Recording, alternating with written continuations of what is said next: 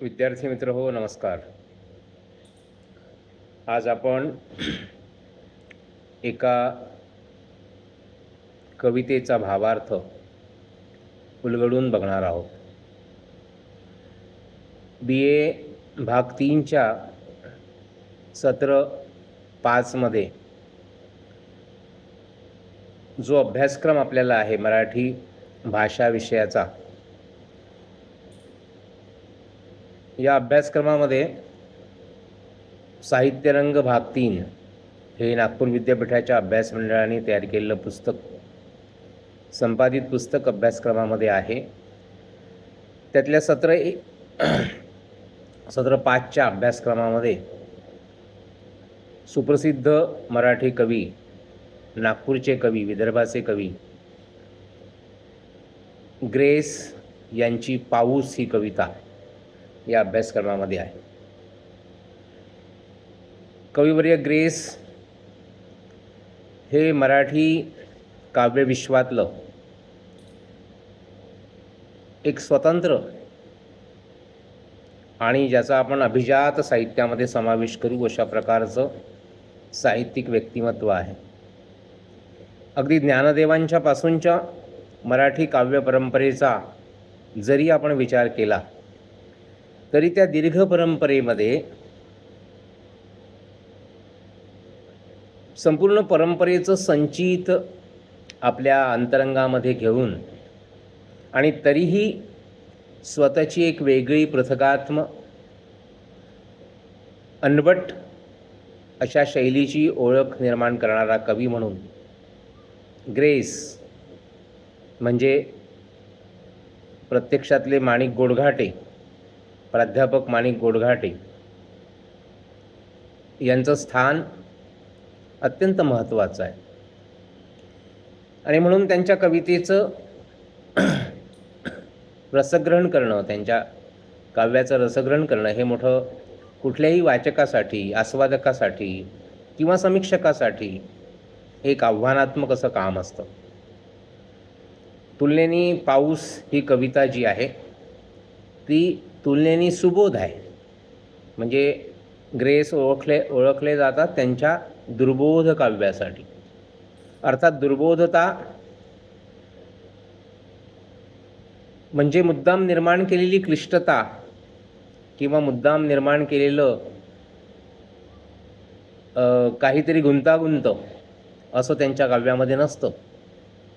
तर कवीच्या व्यक्तिमत्वामध्ये, जाणीव आणि नेणिवेमध्ये जे काही भावना विचारांचं एक चिंतन चाललं असतं अवतीभोवतीच्या विश्वाविषयी, त्यातून त्यांची ही कविता निर्माण होते. आणि त्यामुळे कदाचित ही कविता वाचकांसाठी दुर्बोध ठरते. कविवर्य ग्रेस आपल्यामध्ये आज नाहीत, हयात नाहीत. आणि त्यांचा कालखंड 1937 ते 2012 हा त्यांचा जीवनप्रवास आणि आम्ही नागपूरकर मंडळींनी अगदी जवळून म्हणजे त्यांच्या जीवनाचा जो साहित्यिक कालखंड आहे तो आम्ही बघितलेला आहे बराचसा. आणि त्यामुळे आम्हाला ते भाग्य त्यांच्या सहवासासुद्धा लाभलेलं आपल्याला दिसतं. तर ग्रेसांचा पहिला काव्यसंग्रह जो आहे 1966 प्रकाशित झाला, संध्याकाळच्या कविता. आणि त्यांच्या अगदी तरुण वयामध्ये म्हणजे ते पदव्युत्तर वर्गामध्ये मराठी नागपूर विद्यापीठाच्या शिकत असतानाचा तो काव्यसंग्रह आहे. 1966 त्या काव्यसंग्रहाचं जेव्हा प्रकाशन झालं तेव्हा त्यावेळेचा केशवसूत पुरस्कार त्यांच्या त्या काव्यसंग्रहाला मिळालेला होता. आणि एक नवी कविता मराठी साहित्य विश्वामध्ये, मराठी काव्य परंपरेमध्ये अवतीर्ण झालेली आहे याची जाणीव त्याच काळामध्ये सगळ्यांना झालेली होती. मग त्यांचे विविध काव्यसंग्रह प्रसिद्ध झाले. चंद्रमाधवीचे प्रदेश, राजपुत्र आणि डार्लिंग हे दीर्घ कवितांचा संग्रह. नंतर सांध्यपर्वातील वैष्णवी, सांजभयाच्या साजणी, बाई, जोगिया पुरुष, सोबतच काव्याला समांतर जाणारे ललितबंध त्यांनी निर्माण केले आणि ललितबंध या वाङ्मय प्रकारामध्ये सुद्धा आपल्या वेगळेपणाचा एक ठसा मराठी साहित्यामध्ये उमटवला आणि ग्रेसांच्या विशिष्ट प्रकारच्या ललितबंधांनी, काव्यात्म ललितबंधांनी आणि मराठी ललितबंध प्रवासामध्ये सुद्धा आपलं एक स्वतंत्र स्थान निर्माण केलं. मराठी ललितबंध विश्व जे आहे ते सुद्धा या ललितबंधांनी समृद्ध केलेलं आपल्याला दिसतं. आणि कवितेचा आणि ललितबंधाचा प्रवास हा समांतर असल्यामुळे पुष्कळदा आपल्या लक्षात येतं की ग्रेसांची कविता समजून घ्यायची असेल तर आपल्याला त्यांचे ललितबंध वाचले तर आपल्याला त्यांची कविता सुबोध होते. कारण की त्यांच्या अनेक ललितबंधाचं स्वरूप हे त्यांची काव्यनिर्मिती प्रक्रिया उलगडून दाखवण्याच्या प्रयत्नातून निर्माण झालेलं दिसतं. हेही त्यांच्या ललितबंधाचं एक वैशिष्ट्य आहे. चर्चवेल हा त्यांचा पहिला ललितबंध संग्रह प्रसिद्ध झाला. नंतर मितवा, मृगजळाचे बांधकाम, संध्यामग्न पुरुषाची लक्षणे, वाऱ्याने हलते रान, ओल्या वेळूची बासरी आणि कावळे उडाले स्वामी हे त्यांचे ललितबंध संग्रह प्रसिद्ध झालेले आपल्याला दिसतात. तर ग्रेसांच्या पाऊस या कवितेचा भावार्थ समजून घेण्याआधी ग्रेसांच्या अनेक कवितांना मराठीतल्या सुप्रसिद्ध संगीतकारांनी चाली लावल्या आहेत, हृदयनाथांनी चाली लावल्या आहेत. काही त्यांची गाणी पण झालेली आपल्याला दिसतात. जसं एक मराठीमध्ये एक मालिका होती, त्या मालिकेचं शीर्षक गीत पण ग्रेसांच्या कवितेनी नटलेलं आपल्याला दिसतं. उंबरठा चित्रपटामध्ये घर थकलेले संन्यासी किंवा अशा काही कवितांचाही उपयोग आपल्याला त्या लोकांनी केलेला दिसतो. तर ग्रेसांची कविता ही अशी मराठी काव्यप्रवाहाच्या केंद्रस्थानी राहिलेली दिसते. ग्रेसांच्या कवितेची समीक्षा ती दुर्बोध असल्यामुळे स्वाभाविकच अनेक समीक्षकांनी केली.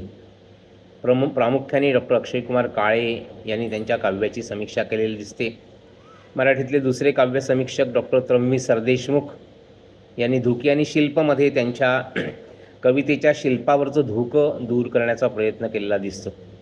शिवाय अनेक इतरही समीक्षकांनी, वसंत पाटणकर आणि बाकीच्याही समीक्षकांनी त्यांच्या कवितेची समीक्षा करून जयंत परांजपे यांनी ग्रेस आणि दुर्बोधता नावाचा चांगला उत्तम प्रबंधसारखा वजा ग्रंथ लिहूनही त्यांच्या काव्याचं मर्म उलगडून दाखवण्याचा प्रयत्न केला. त्यांच्या काव्यातील दुर्बोधता दूर करण्याचा प्रयत्न केलेला आपल्याला दिसतो.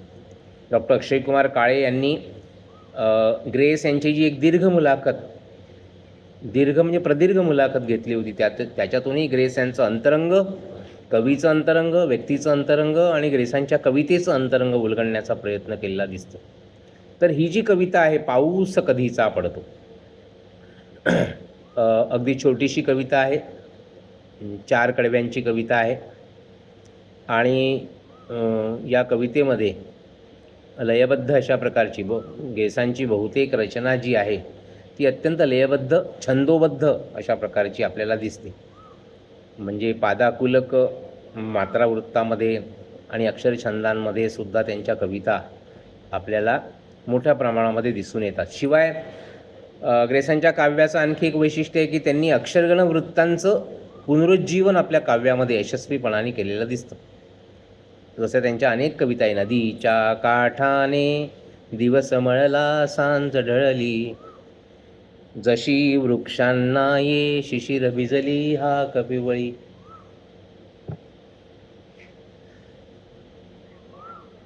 नदीच्या काठाने दिवस मळला सांज ढळली, जशी वृक्षांना ये शिशिर भिजली हा कपिवळी.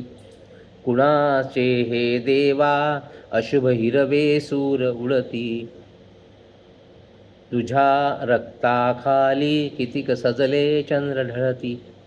नदीच्या काठाने मरण मिटली मंद चरणे, जशी गांधारीची नदीत गळतीने. अशा प्रकारे त्यांच्या अनेक शिखरिणी, पृथ्वी, मंदारमाला, सुमंदारमाला, शार्दूल विक्रीडित, मात्रावृत्त, म्हणजे ज्याला आपण जातीवृत्त म्हणतो, अक्षरछंद, अशा विविध छंदांचा म्हणजे तीनही प्रकारच्या छंदांचा आणि अक्षरगण वृत्तांचा अत्यंत प्रभावी वापर आपल्या अनवट अशा प्रकारच्या आणि आशयासाठी ग्रेसांनी केलेला आपल्याला दिसतो.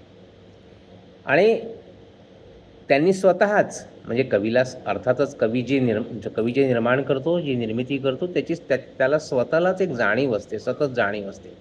त्याच्यामुळे त्यांनी काही कवितांमध्ये आपल्या कवितेची निर्मिती प्रक्रिया किंवा आपल्या कवितेचा स्वरूप, आपल्या कवितेचा स्वभाव कसा आहे ते पण त्यांनी सांगितलं आहे. त्यांची जी एक प्रसिद्ध कविता आहे, क्षितिज जसे दिसते तशी म्हणावी गाणी, देहावरची त्वचा आंधळी चिलून घ्यावी कोणी.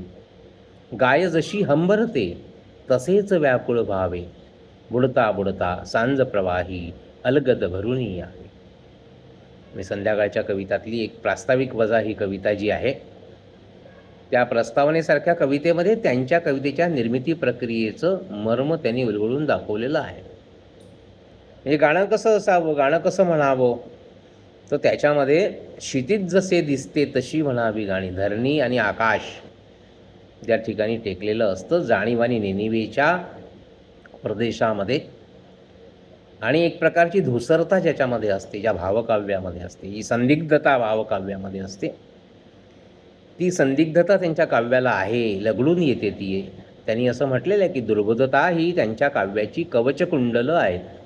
कवचकुंडलं याचा अर्थ काय आहे की ती जसं कर्णाला कवचकुंडलं जन्मतः प्राप्त झाली असं आपल्या महाभारतातल्या कथेमध्ये जे सांगितलेलं आहे, तर त्याचा अर्थ असा पण आहे की ती भेदता येत नाही एका बाजूला ती दुर्बोधता, आणि दुसऱ्या बाजूला ती जन्मदत्त आहे किंवा ती स्वाभाविकपणे कवीच्या काव्यामध्ये आलेली आहे, असा पण त्याचा भाव आहे.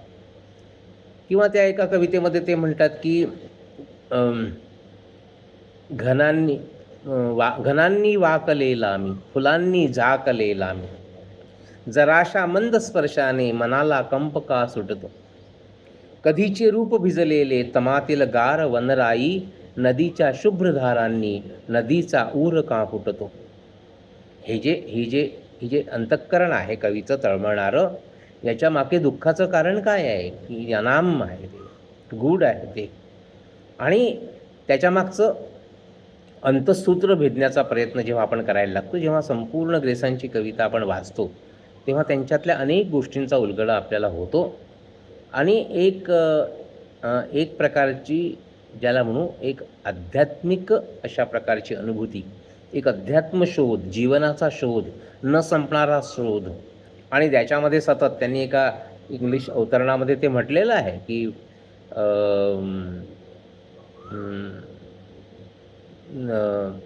आता ते पूर्ण अवतरण आठवत नाही मला, की माझ्या भावविश्वामध्ये एक प्रकारचं एक संघर्ष निर्माण होतो आणि त्याच्यातून माझी कविता जन्माला येते. ऑब्स्क्युअर tragic tensions in my creativity and the field of my life, असं त्यांनी म्हटलेलं आहे. आणि त्याच्यातून आपली कविता जन्माला येते. आणि अशा प्रकारचा जो अंतःसंघर्ष जाणीवेच्या आणि नेणिवेच्या पातळीवरचा त्यांच्या मनामध्ये चालतो, त्याच्यातून त्यांच्या काव्यातली दुर्बोधता जन्माला येते.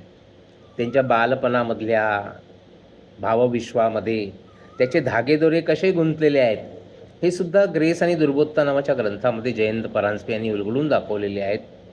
आपल्या मला आठवतं की कोणीतरी नंदकुमार मुलमुले यांनी पण ग्रेसांच्या काव्यावर काही ग्रंथ लिहिला आहे समीक्षेचा, त्याच्यामध्ये पण त्यांनी मानसशास्त्रीय अंगाने सगळं उलगडण्याचा प्रयत्न केला आहे.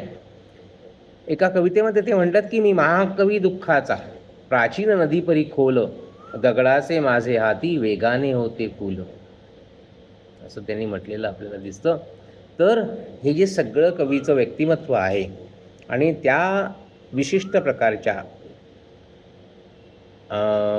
आणि जीवनाचे विविध प्रकारचे आंतरविरोध, संपूर्ण ज्याला म्हणू की मराठी काव्यपरंपरा, पाश्चात्य काव्यपरंपरा, या सगळ्यांचं अभ्यास करून, अवगाहन करून त्या सगळ्यांच्या पार्श्वभूमीवर एक स्वतंत्र अशा प्रकारची अनवट अभिव्यक्ती ग्रेस करतात. पाऊस कधीचा पडतो याच्यामध्ये पण आपल्याला दिसतं की या कवितेचा भावार्थ आपण समजून घेण्याचा प्रयत्न करू. त्या कवितेचा भावार्थ आपल्याला संपूर्णपणे उलगडून दाखवण्याचा प्रयत्न मी करतो. त्याचा भावार्थ कितपत उलगडता येईल. तुलनेने ही कविता सोपी आहे, तुलनेने सुबोध आहे, म्हणूनच आपण तिला अभ्यासक्रमामध्ये समाविष्ट केलेला आहे. कविता मी सुरुवातीला वाचतो. पाऊस कधीचा पडतो, झाडांची हलती पाने, हलकेच जागमज आली दुःखाच्या मंद सुराने. डोळ्यात उतरले पाणी. मला वाटतं राजहंस नावाचं हे मात्रावृत्त आहे आणि त्या मात्रावृत्तामध्ये पद्मावर्तनी समजाती या मात्रावृत्तामध्ये ही रचना ग्रेसांनी केलेली आहे. त्यांच्या बहुतपुष्कळ रचना या पद्मावर्तनी समजाती राजहंस नावाच्या मात्रावृत्तामध्ये आहेत. तर पाऊस कधीचा पडतो, झाडांची हलती पाने, हलकेच जागमज आली दुःखाच्या मंद सुराने. कवी पुढे असं म्हणतो, डोळ्यात उतरले पाणी, पाण्यावर डोळे फिरती, रक्ताचा उडला पारा या नितळ उतरणीवरती. आपल्या लक्षात येतं की पाऊस कधीचा पडतो म्हणजे इथे निसर्ग आणि कवीचं मन याच्यातली एक सायुज्यता जी आहे, याच्यातलं एक मिलन जे आहे, याच्यातली समरसता जी आहे ती कवीनी व्यक्त करण्याचा आणि प्रयत्न केला आहे यशस्वीपणाने. त्याच्या मनातलं दुःख जे आहे ते दुःख कशा प्रकारचं आहे आणि त्या दुःखाशी संवादी असलेलं निसर्गाचं रूप जे आहे, पावसाचं रूप, त्या निसर्गाच्या रूपाच्या माध्यमातून, पावसाच्या रूपाच्या माध्यमातून कवी आपल्या मनातलं दुःख व्यक्त करण्याचा प्रयत्न करतो.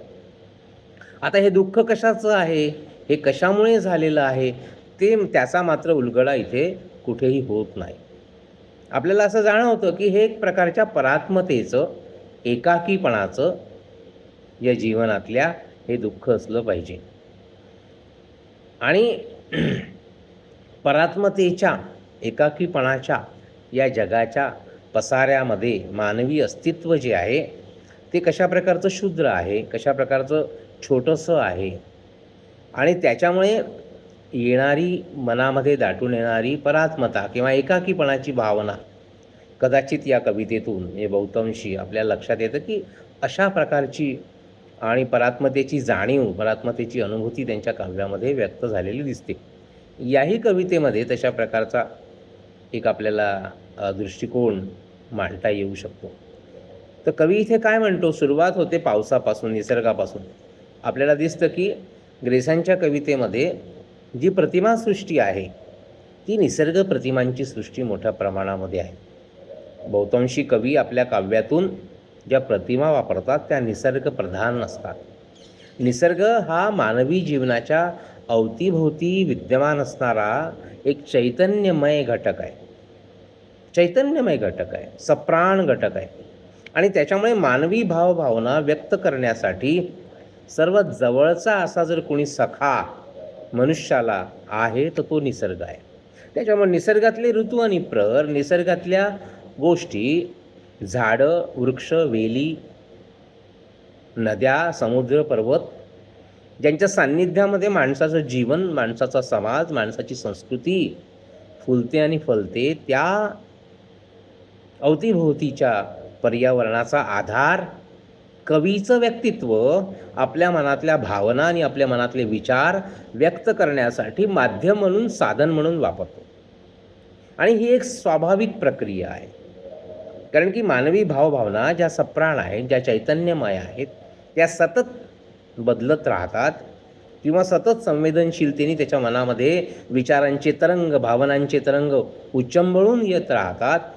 त्या भावनांना अभिव्यक्त करण्यासाठी निसर्ग हा एक अत्यंत महत्त्वाचा घटक असतो आणि म्हणून ग्रेसांची प्रतिमासृष्टी या निसर्ग प्रतिमांनी लदबदलेली आपल्याला दिसते, संवादी आपल्याला दिसते. सतत ते हे कवीचं मन निसर्गाशी संवाद करतो.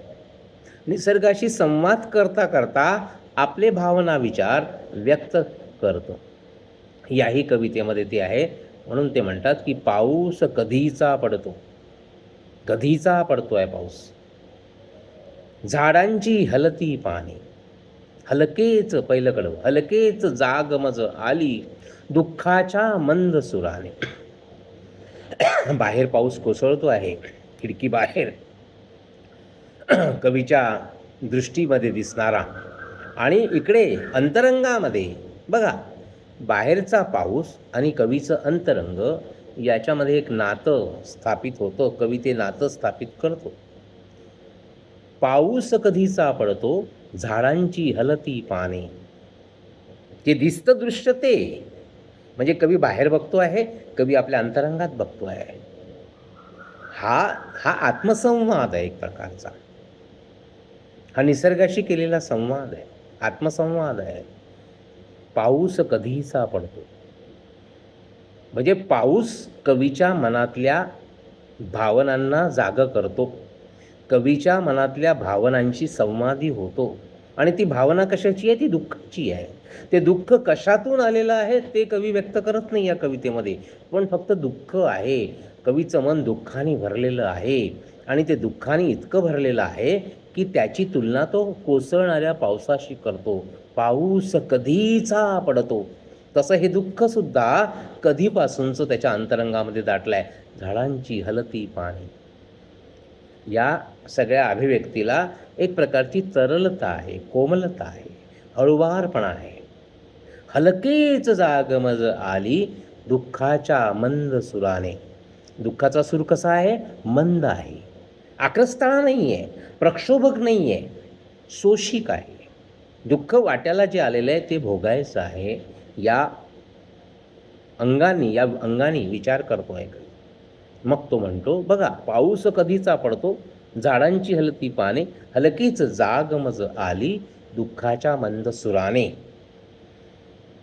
पाऊस कवीच्या मनातलं दुःख जाग करतो. म्हणजे जसं एखाद्या जखमेवरची खपली उघडावी तसं त्या पावसामुळे कवीच्या मनातलं दुःख जागं होतं, असं तो म्हणतो. जाग येते हळूच कवीला, कवीच्या मनाला जाग येते. म्हणजे ही जागृतावस्था कशा प्रकारची आहे? ही झोपेतून जाग येणारी जागृतावस्था नाही आहे. ही जागृतावस्थेतली वेगळ्या प्रकारची जागृतावस्था आहे, की काहीतरी आठवतं त्याला आणि दुःखाचं स्मरण त्याला होतं. डोळ्यात उतरले पाणी. स्वाभाविक दुःख झालं तर डोळे दाटून येतात. जसं आपल्या मनामध्ये एखादी जुनी आठवण दाटून आली, आपला एखादा जवळचा माणूस कधीतरी आपल्याला सोडून गेलेला असतो, त्याच्या आठवणी आपल्या मनामध्ये आल्या, कोणत्या तरी कारणाने त्या येतात. इथे कवीच्या मनात आठवणी येतात पाऊस बघून, कोसळणारा पाऊस बघून.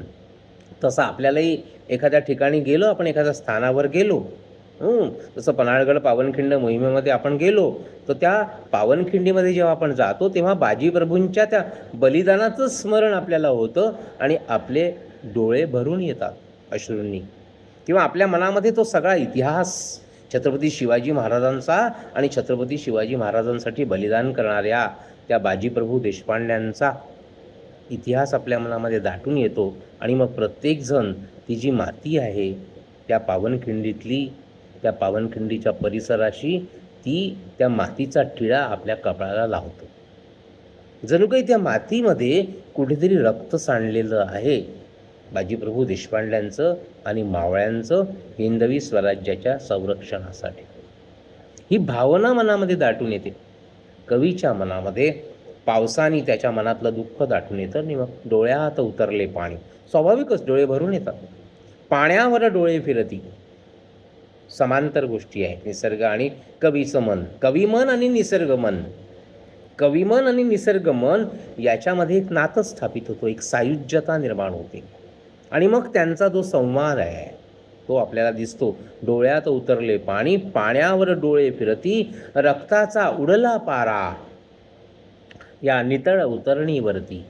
एका बाजूला कवीचं मन, एक ओळ कवीचं मन व्यक्त करणारी, दुसरी ओळ निसर्गाचं वर्णन करणारी. आणि त्या दोघांमध्ये साम्य. साम्य म्हणजे कसं की प्रतिमा रूपामध्ये ते जे आहे, पाण्यावर डोळे फिरती, डोळ्यात उतरले पाणी, पाण्यावर डोळे फिरती. डोळ्यामध्ये जो पाऊस आलेला आहे तो, रक्ताचा उडला पारा, रक्ताचा पारा उडणे म्हणजे एक प्रकारे जीवाचा आकांत, दुःख मोठ्या प्रमाणामध्ये व्यक्त करण्यासाठी अशा प्रकारे म्हणजे जीव जाईल अशा प्रकारचं रक्ताचा उडला पारा, अशा प्रकारचं दुःख व्यक्त करण्यासाठी रक्ताचा पारा उडणे ही प्रतिमा आणि कवीनी वापरलेली आपल्याला दिसते. आणि ते कुठे दिसतं? या नितळ उतरणीवरती. म्हणजे पाऊस असा त्याला दिसतोय, पावसाचं पाण्याचे ओहळ वाहतात आहे आणि त्याच्यामध्ये त्याचं दुःख जे आहे ते दाटून आलेलं आहे त्याच्यामध्ये, या नितळ उतरणीवरती. म्हणजे ही नितळता जी निसर्गामध्ये आहे ती त्याच्या मनामध्ये पण आहे. त्याच्या स्वच्छ मनामध्ये काहीतरी जे काही एक दुःखाचं वादळ दाटून आलेलं आहे ते त्याला इथे व्यक्त करायचं आहे. पण हे दुःख व्यक्त करताना नीट व्यक्तसुद्धा करता येत नाही. ते पुढच्या याच्यामध्ये येतं, पेटून कशी उजळेना ही शुभ्र फुलांची ज्वाला. पेटूनही उजळत नाही. म्हणजे बघा, पेटून न उजळणे याचा अर्थ काय होतो? पेटून कशी उजळेना ही शुभ्र फुलांची ज्वाला, ही संपूर्ण प्रतिमा कवी मनातल्या दुःखाचं स्वरूप व्यक्त करण्यासाठी कवीनी वापरलेली आहे. बघा, पेटून कशी उजळेना, पेटते पण उजळत नाही. म्हणजे मनामध्ये दुःख दाटून येतं पण उजळत नाही. म्हणजे त्याच्यातून त्याला जीवनाचा पुढे जाण्याचा प्रकाश दिसत नाही, मार्ग दिसत नाही. पेटते पण उजळत नाही, पेटते पण प्रकाश नाही. दुःख आहे दाटून आलेलं पण त्याच्यातून मार्ग सापडत नाही, मार्ग न दाखवणारा आहे, त्याच्यातून समोर जाता येत नाही. पेटून कशी उजळेना ही शुभ्र फुलांची ज्वाला. आणि ही ज्वाला कशी आहे? शुभ्र फुलांची आहे. म्हणजे इथे अंतर्विरोधात्मक प्रतिमा वापरली आहे. शुभ्र फूल म्हणजे कोमलतेचं प्रतीक आहे. शुभ्रपणा हे एक प्रकारे सत्वाचं, स्वत्वाचं, प्रामाणिकपणाचं प्रतीक आहे. शुभ्र फूल कोमलतेचं प्रतीक आहे. आणि ही शुभ्र फूल म्हणजे या ज्या कविमनाच्या प्रामाणिक भावना आहेत त्या दुःखाने दग्ध झालेल्या आहेत. ज्वालेमध्ये त्याचं रूपांतर झालं आहे कविमनामध्ये. आणि म्हणून त्याला ते व्यक्त करता येत नाही, व्यक्त करता येत नाही. ताऱ्यांच्या प्रहरापाशी पाऊस असा कोसळला. ताऱ्यांचा प्रहर म्हणजे कोणता प्रहर? रात्रीचा प्रहर, ताऱ्यांचा प्रहर. बघा, तारे आकाशामध्ये जेव्हा दिसतात तो प्रहर म्हणजे रात्रीचा प्रहर. पाऊस असा कोसळला. एकीकडे बाहेर पाऊस कोसळतो आहे, एकीकडे कवीच्या मनात दुःखाचा पाऊस कोसळतो आहे. दुःख अशा प्रकारचं दाटून आलेलं आहे कवीच्या मनामध्ये. ते दाखवण्यासाठी ही प्रतिमा वापरलेली आहे की ताऱ्यांच्या प्रहरापाशी, ही प्रतिमा नाही आहे, हे वर्णन आहे निसर्गाचं. प्रतिमा कुठे आहे? पाऊस असा कोसळला. पाऊस कोसळला हे सांगताना कवी मनामध्ये सुद्धा दुःखाचा पाऊस कोसळतो आहे हे त्याला एक प्रकारे सूचित करायचं आहे. सूचकता, व्यंग्यार्थ जो आहे, प्रतीयमान अर्थ, ध्वन्यार्थ, हे प्रतिमेचं लक्षण आहे. ते आपल्याला इथे दिसतं. पुढे शेवटच्या कडव्यामध्ये कवी म्हणतो, आपल्या दुःखाची रीत व्यक्त करताना संदिग्ध घरांच्या ओळी, आकाश ढवळतो वारा. बघा, अशा वेळी काय होतं की पावसाच्या त्या संतत धारेमुळे समोरचं विश्व धूसर होतं, दिसत नाही. ज्याप्रमाणे डोळ्यामध्ये जेव्हा पाणी येतं माणसाला तेव्हा समोरचं विश्व जे आहे ते धूसर होतं. त्याच्यामुळे त्या समोरचं विश्व धूसर झाल्यामुळे त्याला समोरचं विश्व दिसत नाही. जसं दुःखामध्ये माणसाला आपल्या याच्यामध्ये मग्न, दुःखाच्या त्या भावावस्थेमध्ये जेव्हा माणूस मग्न होतो तेव्हा त्याला अवतीभोवतीच्या विश्वाचा विसर पडतो. हे कवी सांगतोय, संदिग्ध घरांच्या ओळी, आकाश ढवळतो वारा. बघा, पावसाचे जे वातावरण आहे त्याच्यामुळे वारा सुटलेला आहे. मेघ इकडे तिकडे जातात आहे, पळतात आहे आणि आकाश ढवळून काढतो आहे. ही जी भावावस्था आहे ती खरं म्हणजे निसर्गाची भावावस्था नसून कवीच्या मनाची अवस्था आहे. कवीच्या मनाचं आकाश हा दुःखाने सुटलेला हे वादळ जे आहे ते ढवळून काढत आहे. बघा, म्हणजे निसर्गाच्या प्रतिमांच्या माध्यमातून कसं आपल्या मनातलं दुःख व्यक्त करता येतं. मला महादेव वर्मांची एक कविता आठवते. ते असं म्हणतात, आपलं जीवन व्यक्त करताना कवी एका कवितेमध्ये जीवन व्यक्त करतात. मैं नीरभरी दुःख की बदली. बघा, अशाच प्रकारच्या प्रतिमा आहे. महादेव वर्मा म्हणतात, मैं नीरभरी दुःख की बदली. दुःखाचा मेघ आहे मी. मैं नीरभरी, पाणी भरलेली दुःखाचा मेघ आहे मी. मैं नीरभरी दुःख की बदली. विस्तृत नभका कोई कोना. बघा, परात्मता. विस्तृत नभका कोई कोना, मेरा न कभी अपना होना. परिचय इतना इतिहास यही, उमडी कल थी मिट आज चली. काल निर्माण झाली, आज नष्ट होणार आहे. जीवन, मानवी जीवनाची क्षणभंगुरता महादेव व्यक्त करतात. मैं निरभरी दुःख की बदली, विस्तृत नभका कोई कोना, मेरा न कभी अपना होना. परिचय इतना इतिहास यही, उमड़ी कल थी मिट आज चली. मैं निरभरी दुःख की बदली. संदिग्ध घरांच्या ओळी, आकाश ढवळतो वारा, माझ्याच किनाऱ्यावरती लाटांचा आज पहारा.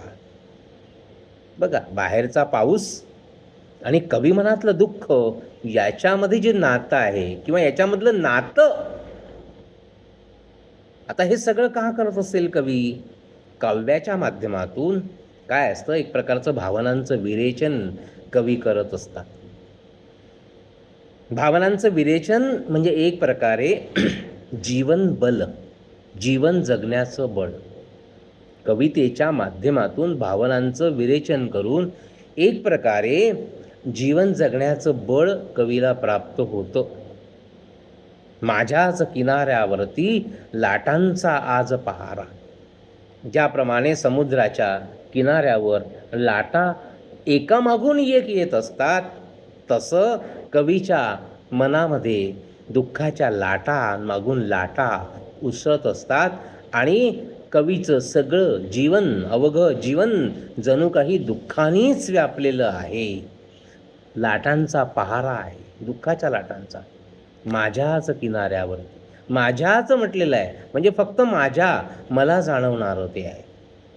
माझ्या मनाचा किनारा जो आहे, माझ्या जाणीवेचा किनारा जो आहे, माझ्या नेणिवेचा किनारा जो आहे, त्या माझ्या नेणिवेच्या किनाऱ्यावर सतत अष्टप्रहर दुःखाच्या लाटा कोसळत राहतात. दुःख व्यापून असतं माझं मन. हे कवीला जे सुचवायचं आहे, हे कवीला जे सांगायचं आहे, हे कवीला जे अभिव्यक्त करायचं आहे, ते पाऊस नावाच्या कवितेतून, निसर्ग प्रतिमांच्या माध्यमातून कवीने या कवितेमध्ये व्यक्त केलेलं आपल्याला दिसतं. धन्यवाद.